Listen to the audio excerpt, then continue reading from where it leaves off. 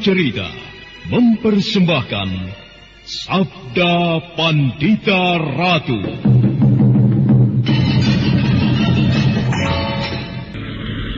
Cepat padamkan api itu. Ayo, siram dengan air. Ayo. Kau masih hidup, Le. Kau masih belum mati, Padrawati. Kau masih hidup, Le. Ayo, kosongkan tempat ini.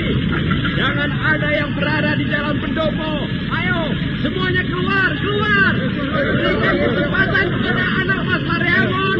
Ayo, keluar. Kita keluar semuanya. Keluar.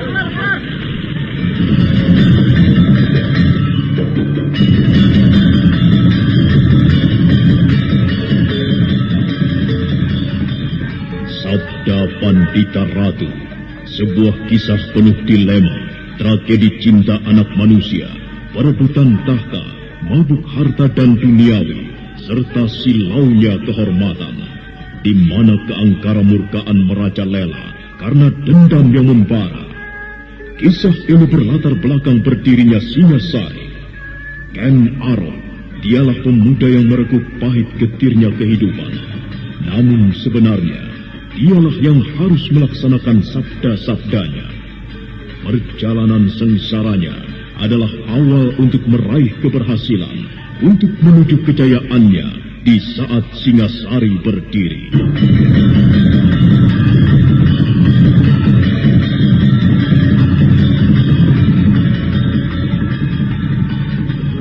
Paman memperhatikan ujung pemilik kapal itu? Iya. Orang itu bernama Barat Maut. Mengapa? Dari mana Paman bisa mengetahui namanya? Di antara anak buahnya ada yang menyebut nama itu. Mengapa dengan orang itu, Badrawati? Wajahnya seram, Paman. Matanya hilang sebelah. Ada bekas luka yang melintang di keningnya. Mata yang hilang itu tentu akibat perkelahian. Kemudian tangan kanannya putus, Paman. Tangan itu kemudian diberi kait, bukan? Iya. Ada bekas darah yang mengering pada kaitan itu, Paman.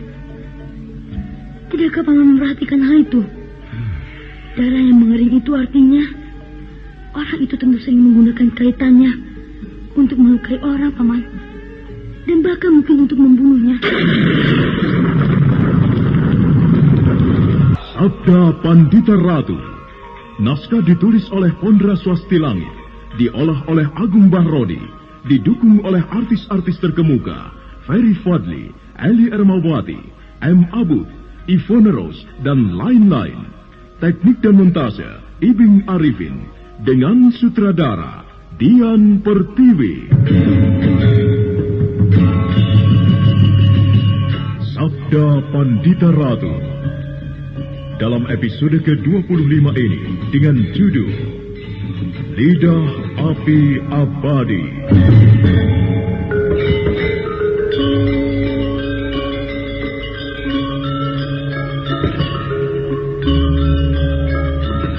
Dalam seri ke-723 ini dengan para pemain Norman sebagai Badrawati, Wenda Lubis sebagai Lare Angon, Aris sebagai Pamegatsi, Yati Indra sebagai Pepatan, Ayu Agustin sebagai Sesanti, Herman sebagai Kiai Pangon, dan Asdi Suhastra, pengantar cerita.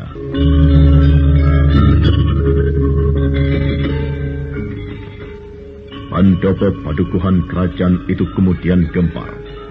Pepatan menangis sejadi-jadinya mendekap ayahnya yang terbujur beku. Hani, Mangesti, dan Sesanti berusaha untuk menenangkan dan menghibur gadis malang itu. Kiai Pangon kemudian berdiri. Semuanya diam untuk menerima penjelasan atas apa yang terjadi.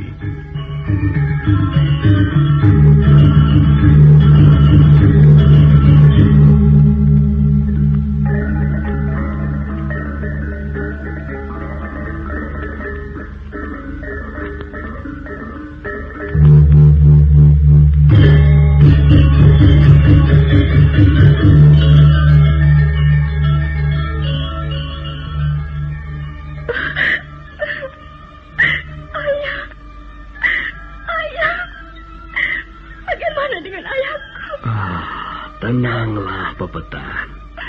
Berdoalah. Semoga ayahmu tidak apa-apa. Ayah. Diamlah Pak Petan. Jangan menangis. Ayahku. Ayahmu masih hidup. Berdoalah. Jangan menangis. Kami mendengar terjadi terbakar. Ya, benarkah itu, Kiai? Benar. Wah, rumah kita Jali yang terbakar. Siapa yang membakarnya, Kiai? Aku tahu. Kalian semuanya merasa penasaran. Aku akan menceritakan kepada kalian apa yang aku ketahui. Coba. Aku minta kalian tenang, ya? Iya. Ayah. Sudahlah. Tenanglah Pak Petan. Lihat. Ayahku akan bercerita.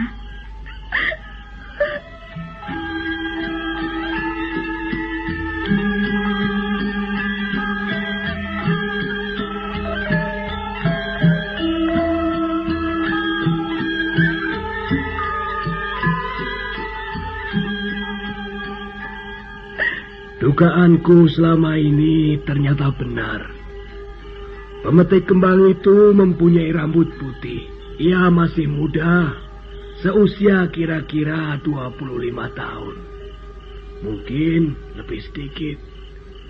Setelah kita melakukan gerakan untuk menghadapinya, yaitu dengan mengumpulkan semua gadis di tempat ini, juga di tempat Ki Calung, dan di tempat yang lain, dengan penjagaan yang ketat oleh para pemuda, pemetik kembang itu menjadi jengkel dan marah.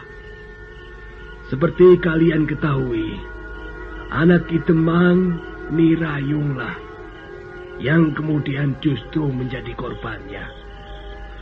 Pemetik kembang itu marah, dan ia kemudian membakar rumah Ki Tojali. Kurang ajar orang itu. Aku ingin sekali mencungkil matanya. Parah. Lalu bagaimana Kiai Pangon? Pemetik kembang itu membakar rumah Ki Tojali memang ada maksudnya. Supaya kita terpancing dan kemudian cerai-berai. Ya, tentu saja jika kita semuanya sampai bercerai-berai, maka dengan mudahnya pemetik kembang itu melakukan rencananya. Mungkin dengan kasar akan mengambil gadis-gadis kita.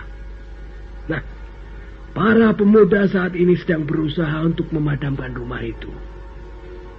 Yang terbakar kelihatannya hanya pendopo. Sedang bagian belakang bisa diselamatkan, yaitu dengan merubuhkan bangunan penghubung. Sementara itu, rupanya ada pihak lain yang berkepentingan dengan rambut putih. Entah siapa dia. Yang jelas mereka seorang lelaki dan seorang bocah yang mungkin memburu dan terus membayangi pemetik kembang itu. Nah, kalian mendengar suara cambuk yang meledak-ledak? Ya, kami mendengar. Itu suara cambuk milik si bocah yang bertarung dengan pemetik kembang. Mereka berkelahi dengan menggunakan ilmu kanuragan yang kita sulit untuk mengikutinya. Untunglah ada bocah dan pamannya itu. Karena nampaknya di hadapan pemetik kembang itu, kita ini bukan apa-apa. Lalu apa yang terjadi pada Ki Tojali? Ki Tojali sangat marah karena rumahnya dibakar. Juga karena anak gadisnya telah dijamah oleh lelaki itu. Ia kehilangan akal. Para pemuda sebenarnya mencegah niatnya. Namun, ia seperti orang kesurupan. Dan pemetik kembang yang sedang bertanding dengan bocah itu melemparkan sebuah cakram mengenai dada kiri Ki Tojali. Nah, ini cakramnya aku bawa. Wah, aku tak menyangka. Iya, aku juga tidak mengira keadaan bisa segawat ini. Lalu, bagaimana dengan bocah dan pamannya itu, Kiai Pangon? Ya, bagaimana itu? Pamekat setan pemetik kembang itu melarikan diri. Akan tetapi bocah itu mengejarnya. Nah, marilah kita berdoa. Semoga paman dan keponakan yang menolong kita itu berhasil membekuk lehernya.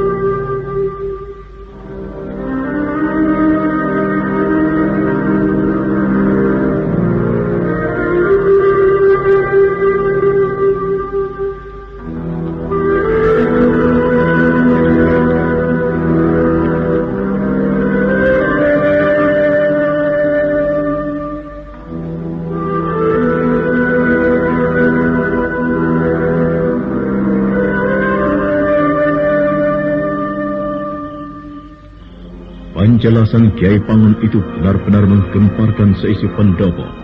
Para gadis ketakutan. Mereka saling berhimpitan dengan sesama temannya. Pepetan tak mampu lagi menahan tangisnya. Manakala memandang ke arah timur, kobaran api menjilat membakar rumahnya. Sesanti mendekap tubuh sahabatnya itu. Sementara itu,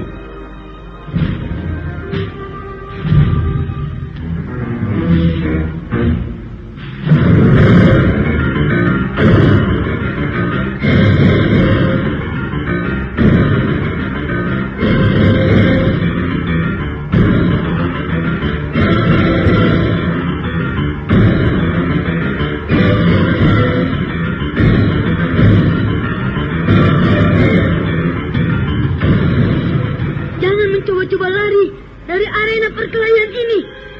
Kau tidak akan bisa melakukannya. Iya. Aku terima. Ya.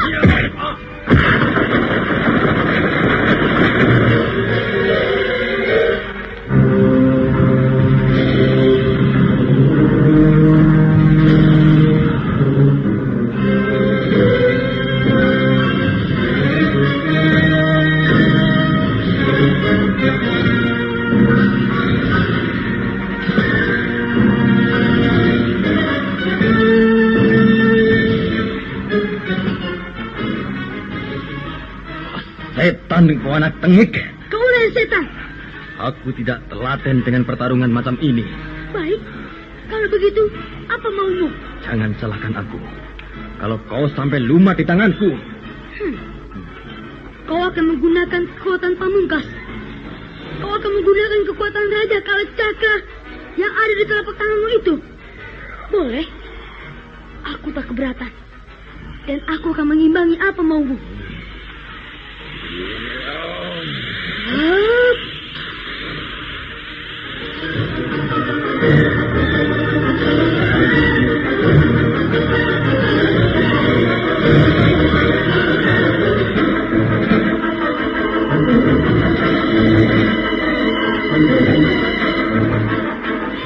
Pamegatsi yang telah direpotkan oleh ulah Badrawati itu benar-benar menjadi tidak telaten lagi. Pamegatsi menyimpan trisula ke pinggangnya dan kemudian mengambil jarak. Pamegatsi menggosok-gosokkan tangannya. Tangan kanan yang tergenggam itu pun kemudian mengepul. Badrawati yang menyadari apa arti dari apa yang dilakukan Pamegatsi itu juga mempersiapkan diri. Kekuatan puncak dari Raja Kalacakra itu tersalur melalui cambuknya. Badrawati mengangkat cambuknya, sedang Pamegatsi mempercayakan cukup pada tangannya.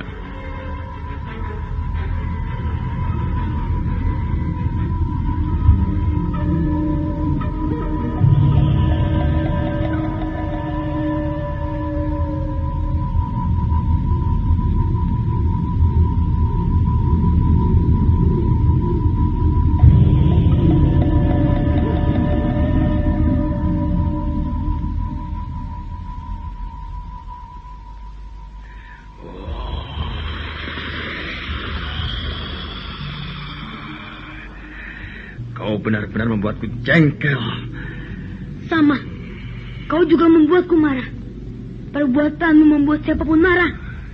Bukan hanya aku yang marah. Akan tetapi, semua orang marah kepadamu.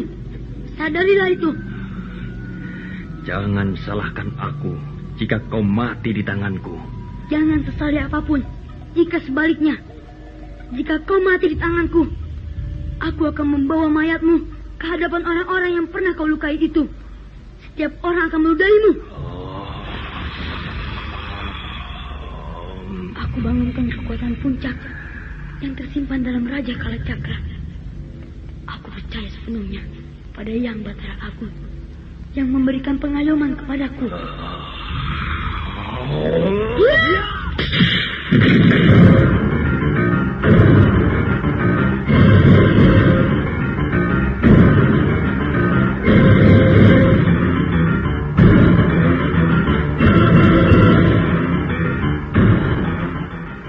Yang terjadi benar-benar luar biasa.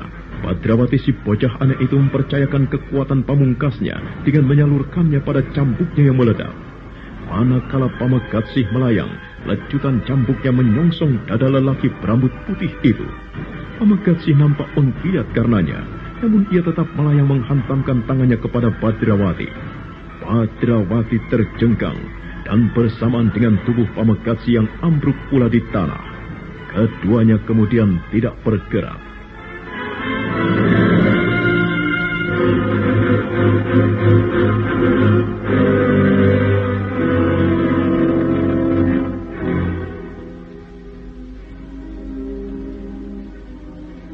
Aku terlambat rupanya.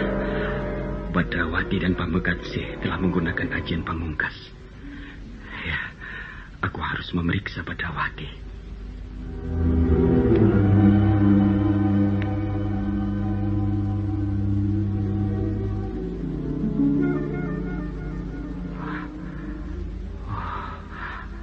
Badrawati terluka agak gawat.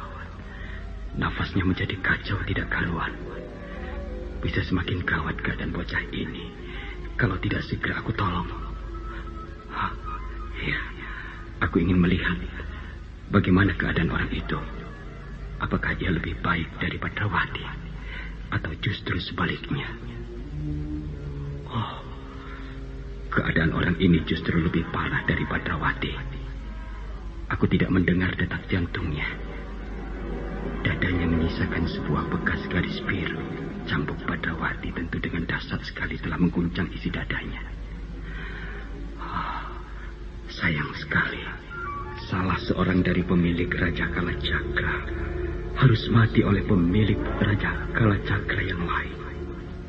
Dengan demikian, kekuatan untuk menghadapi pemilik Raja Mata Durga itu berkurang. Aku akan menolongmu, Badrawati.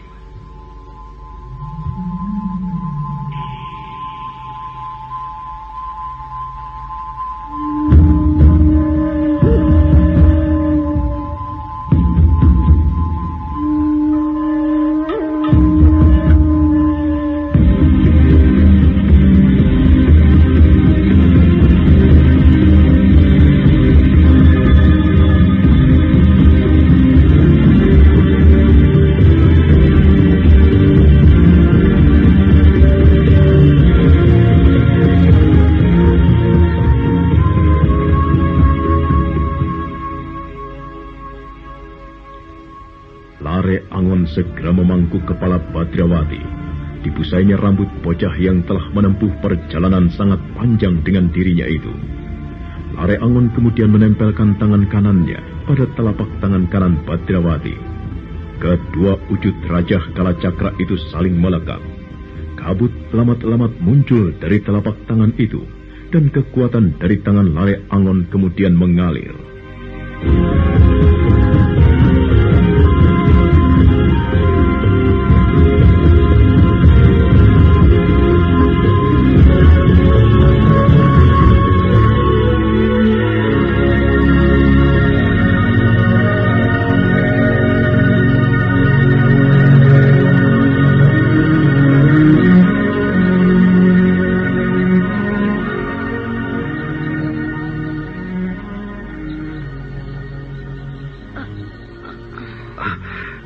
Kau sudah sadar, Badrawati?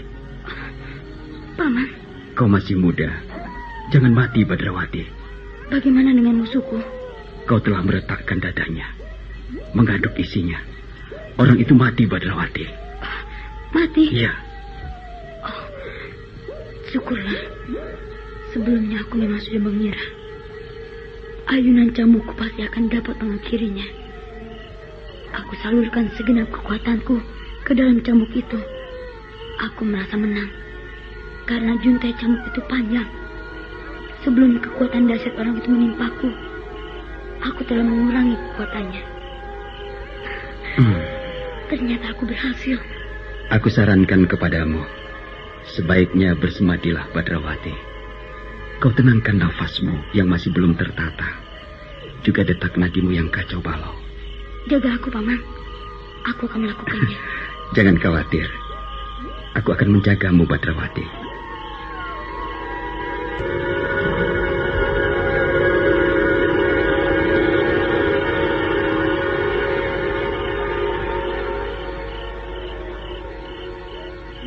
Badrawati duduk bersila memuja Smadi. Lare Angon hanya memandangi apa yang dilakukannya. Namun sementara itu, di dalam hati Lare Angon tak habis mengerti, memikirkan keadaan yang terjadi, bahwa sesama pemilik Raja Kalacakra bisa saling berbunuhan. Itu membuat hatinya resah.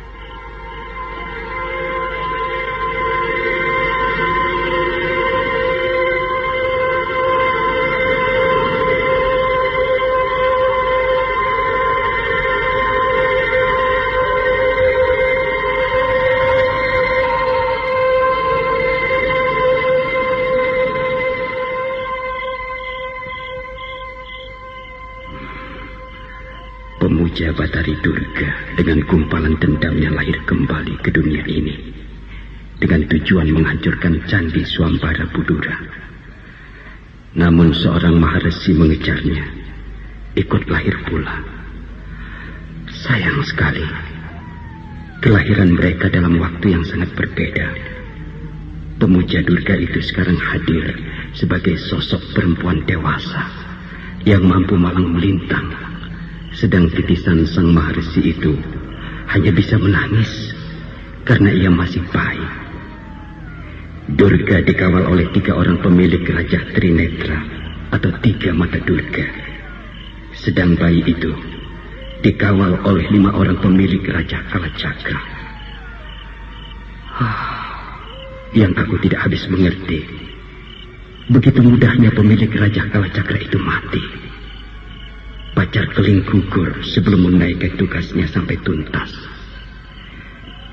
Dan yang lebih memalukan lagi, Pamegaksih. Mengapa ia berperilaku seperti itu? Ia memiliki Raja Kalacakra. Akan tetapi, mengapa memiliki perbuatan yang sangat tidak terpuji dengan kegemarannya menodai gadis-gadis yang akhirnya ia mati di tangan Badrawati, mati di tangan sesama pemilik Raja Kalacakra. Ini keadaan yang benar-benar gila dan sulit diterima akal.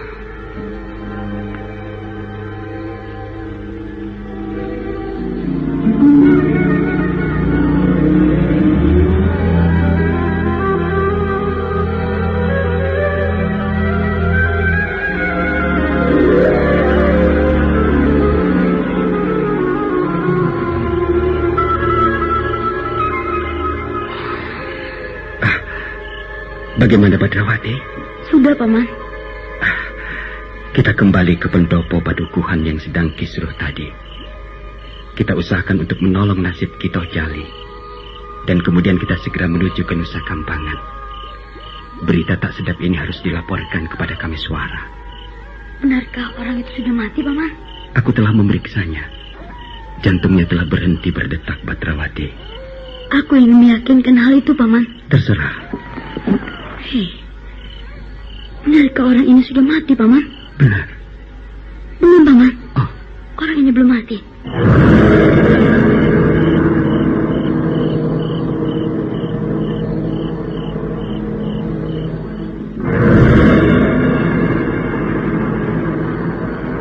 Orang ini belum mati. Detak jantungnya tidak ada, Badrawati. Tidak aku rasakan. Tapi aku yakin ia masih hidup, Paman. Detak jantungnya sudah tidak ada, bukan? Bukan itu yang kita jadikan sebagai ukuran. Lalu? Kita harus mencurigainya, Paman. Aku harus yakin kalau orang ini benar-benar mati. Maksudmu? Bagaimana caranya agar kita yakin bahwa orang ini benar-benar mati? Maksudmu? Bukan aku bermaksud kejam. Akan tetapi aku harus yakin, Paman. Jangan, Badrawati. Apa yang akan kau lakukan?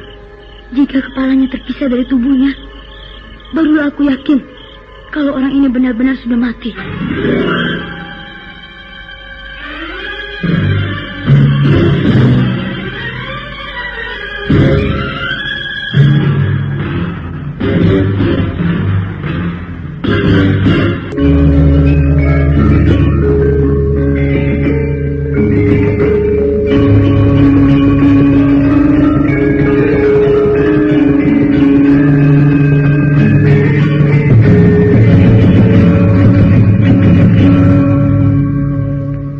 Lare Angon menjadi tegang melihat sikap Badrawati. bocah itu telah memungut cambuknya yang tergeletak dan berancang-ancang untuk melanjutkannya. Lare Angon segera berdiri menghadangnya. Namun Badrawati yang masih dibayangi kemarahan itu seperti tak peduli terhadap apapun.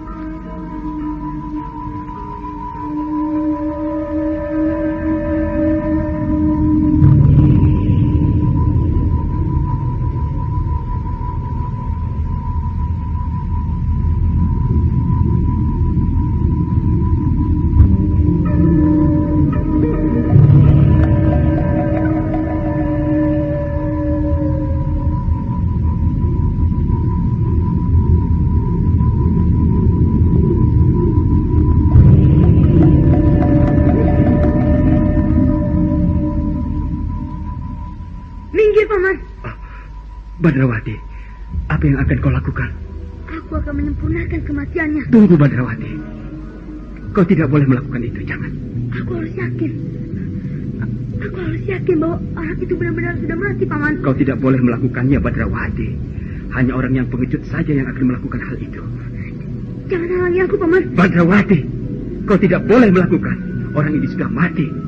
Bahkan seandainya masih hidup seperti yang kau katakan, maka ia harus dilindungi, Badrawati. Paman, Paman lupa dengan bagaimana perbuatan orang ini.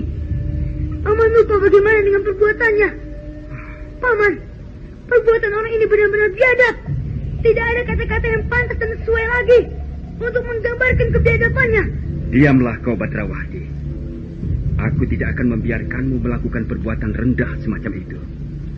Aku akan meyakinkan apakah orang ini belum mati seperti katamu. Kalau sudah mati, kau tidak perlu berlaku tidak pantas terhadap sesosok mayat. Hanya serigala saja yang mencabik-cabik mayat dan kemudian memakannya.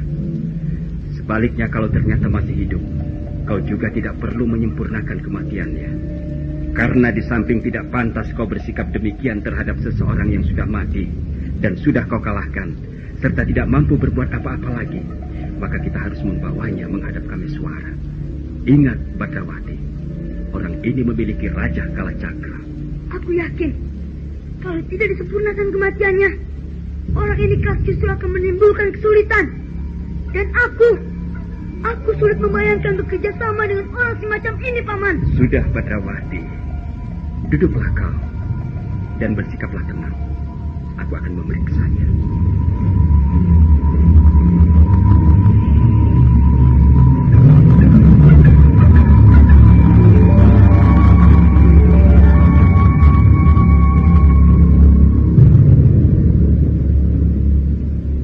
Akhirnya Badrawati memenuhi keinginan Lare Angon. Dengan hati bergelombang, ia mencoba menenangkan dirinya. Lare Angon kemudian segera memeriksa tubuh Tamagotchi. Meski tubuh itu sudah tidak bernapas dan jantungnya tidak lagi berdetak, namun rapaan tangan Lare Angon memang merasakan adanya sesuatu yang aneh.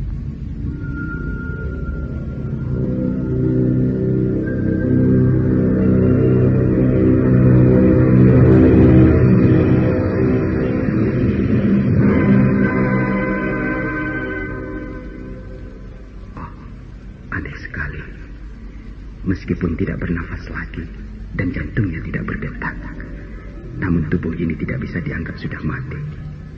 Tubuhnya hangat. Bagaimana? Kau benar, Badrawati. Benar bagaimana? Orang ini memang sudah tidak bernafas. Detak jantungnya juga tidak teraba. Namun belum bisa dikatakan mati. Kebetulan kalau begitu. Paman masih mengharapkan orang itu bergabung dengan kita, bahu-membahu melawan titisan Durga itu. Wawasanmu sempit sekali, Badrawati. Sempit bagaimana? Kau melihat orang ini hanya sebatas perbuatannya yang tidak terpuji. Akan tetapi kau tidak melihat bahwa orang ini memiliki Raja Kalacakra. Aku tidak bisa berpikir semacam itu. Yang aku lihat, orang ini telah merugikan orang banyak. Yang dilakukannya adalah jenis pekerjaan yang benar-benar tidak masuk akal. Aku mengerti, Badrawati.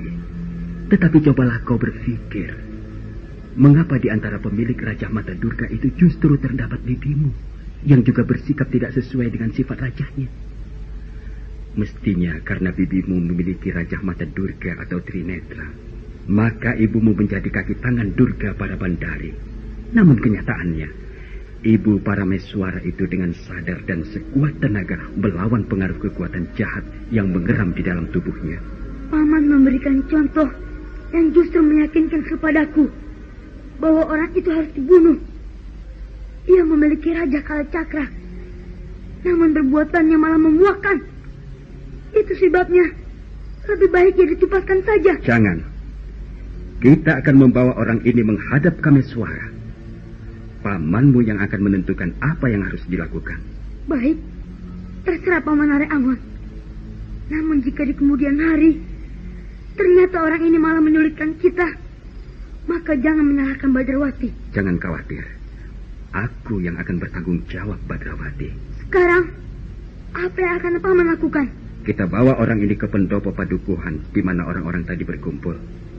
Kita mencari kuda. Kita akan membelinya dari penduduk itu. Dengan kuda kita bawa orang ini ke Nusa Kambangan. Bagus. Aku senang jika Paman membawa orang ini menemui orang-orang itu. Aku berharap para penduduk yang marah akan melakukan seperti yang aku kendaki. Jika mereka melakukan hal itu, kita harus mencegahnya, Badrawati.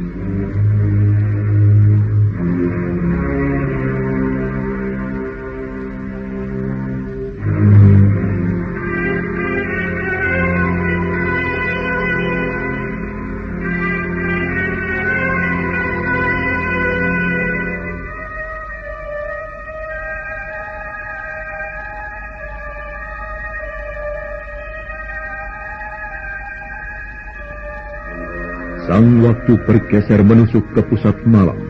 Orang-orang yang berkumpul di pendopo padukuhan Puring geger ketika dari kegelapan malam muncul dua orang lelaki.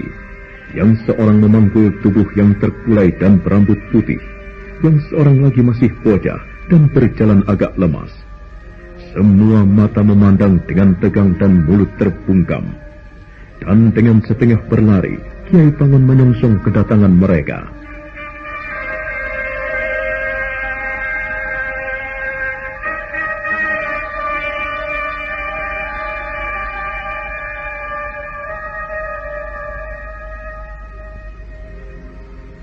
Kau berhasil, anak muda.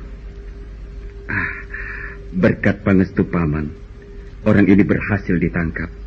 Tapi bukan aku yang melakukannya, Paman, tetapi keponakanku ini. Wah, bukan main. Dan sebagaimana yang aku janjikan, Ya.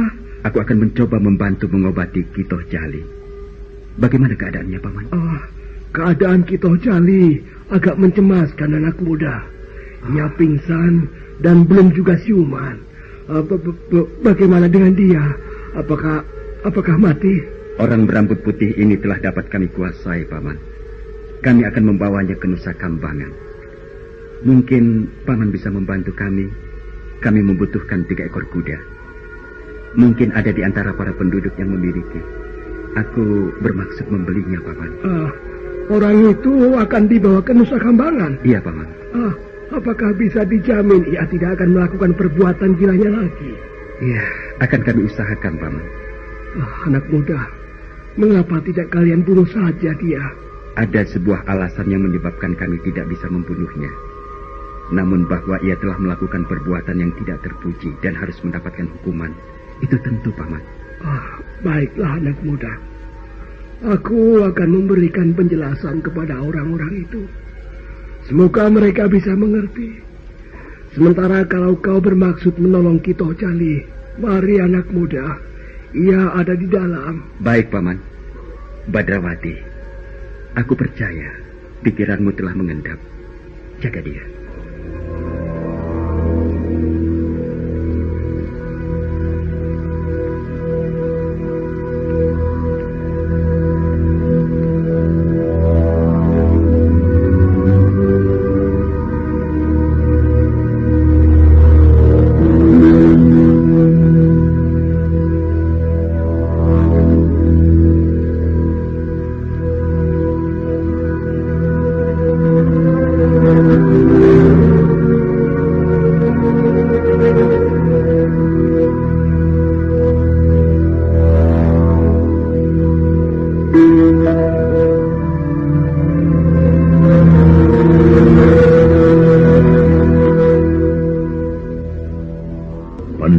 itu menjadi hening. Tak seorang pun yang berbicara. Badrawati berjalan lunglai menuju ke sudut pendopo dan kemudian duduk bersandar diam. Badrawati memejamkan mata seperti orang tidur. Sementara di ruang dalam, Lare Angon mencoba membantu merawat dan mengobati dada Ki Toh Jali yang terluka. Kiai Pangan masih menemaninya.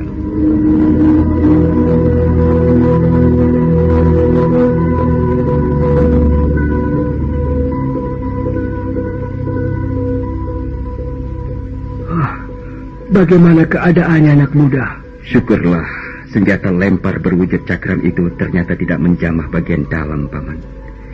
Jika mengenai jantung misalnya, Iya. maka tubuh Ki Toh Jali ini pasti sudah membiru. Cakram itu masih ada, Paman. Ini anak muda. Boleh aku minta benda itu? Oh, tentu boleh. Ini terimalah. Terima kasih. Dan sekarang, izinkan aku sendirian di sini, Paman. Silahkan anak muda.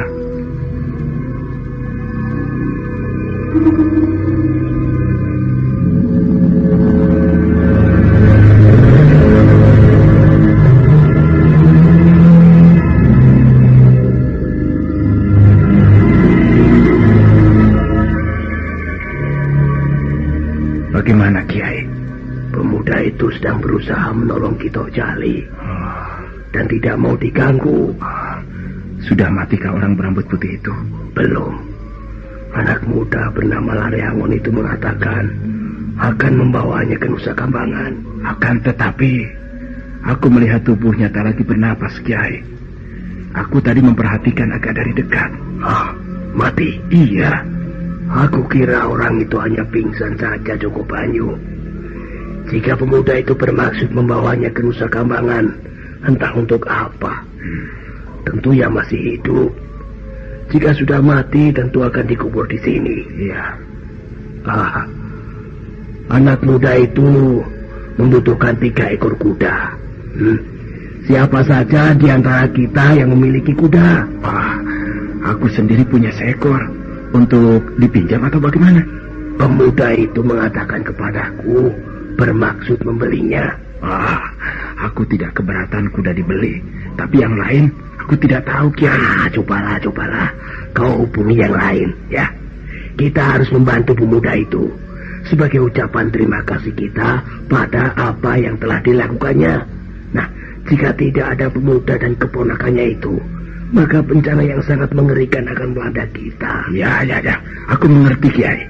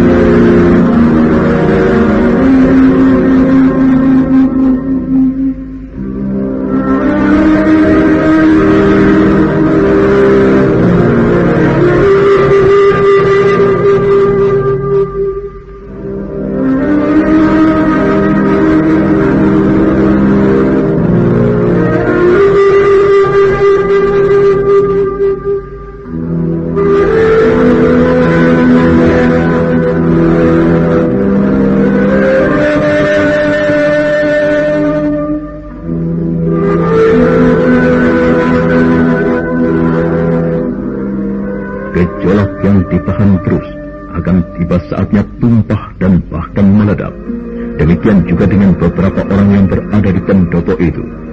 Beberapa orang pemuda semula hanya saling pandang, dan dari tatapan mata mereka tersirat rasa geram. Sesekali mereka melirik pada tubuh berambut putih yang tergeletak.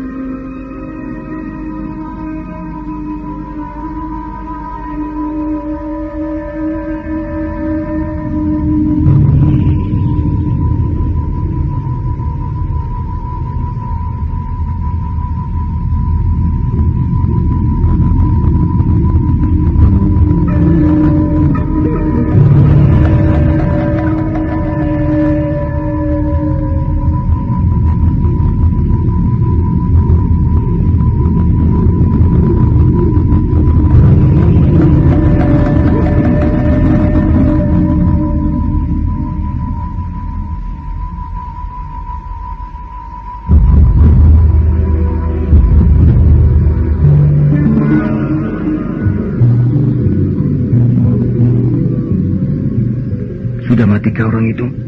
Nampaknya hanya pingsan. Perbuatan orang itu benar-benar keterlaluan. Aku ingin sekali membenamkan ujung tombakku ini ke dadanya. Iya, rasanya aku tidak bisa menerima ulahnya menodai Pepetan. Kau tahu bukan, selama ini aku diam-diam menyenangi Pepetan. Dan enak saja kembang yang selama ini aku kagumi itu dipetiknya. Jadi bagaimana? Aku dengar orang itu masih hidup. Ia hanya pingsan. Kita tebas saja lehernya. Iya, aku sependapat. Kita rampungi saja nyawanya.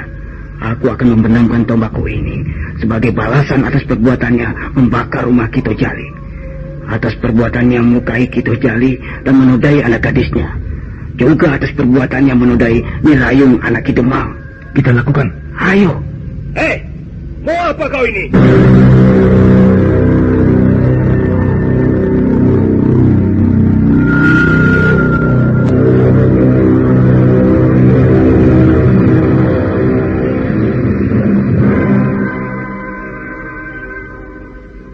Kalian berdua mau apa? Aku akan membunuhnya, Ki Demang. Membunuh siapa? Membunuh keparat yang telah menodai Pepetan itu. Dosa orang itu keterlaluan, Kei Pangon. Kami para pemuda di sini tidak bisa mengampuninya. Ia telah menodai anak Kito Jali dengan kejam melukai bapaknya dan membakar rumahnya. Kemudian ia juga menodai anak Ki Demang. Yang aku dengar di mana-mana tempat ia selalu mengumbar perbuatan tidak terpujinya itu. Di mana-mana tempat ia menodai banyak gadis-gadis untuk memuasi nafsu keparatnya. Orang itu harus dibunuh. Kalian berdua tidak berhak melakukan hal itu. Itu menurut Kiai Pangon. Saudara-saudara semuanya, apakah orang itu kita biarkan begitu saja? Kita maafkan apa yang telah diperbuatinya? Bunuh saja! Bunuh orang itu! Kita bunuh saja kemarin itu! Iya, bunuh saja! Hei saudara-saudara, tenang! Tenang saudara-saudara! Aku minta kalian semuanya untuk tenang. Aku harap kalian tenang. Tenang! Tenang! Ya!